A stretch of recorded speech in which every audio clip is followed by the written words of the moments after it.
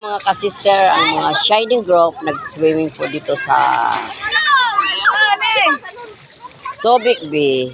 Yan. Ngayon lang po natuloy yung pinakamatagal ng plano ng Shining Group. So, very excited po bawat isa mga kasister. Yan po sila, oh.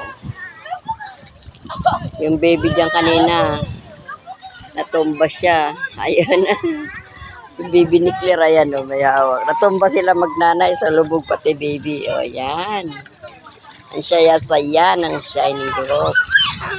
Yan, yung nasa gitna ng nagbablog pa. May dala sa cellphone. Yan, mga ka-sister, mga ka-friend.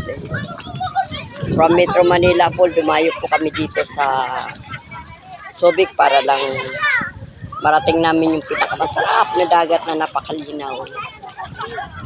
Napakalinaw po ng mga dagat. Ayan, oh. Okay.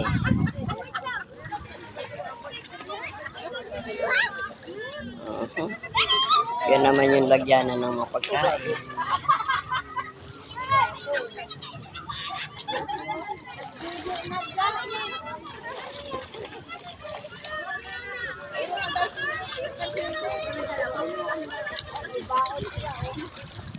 Doon sa malayo si Gailo, sa malapit sa lancha.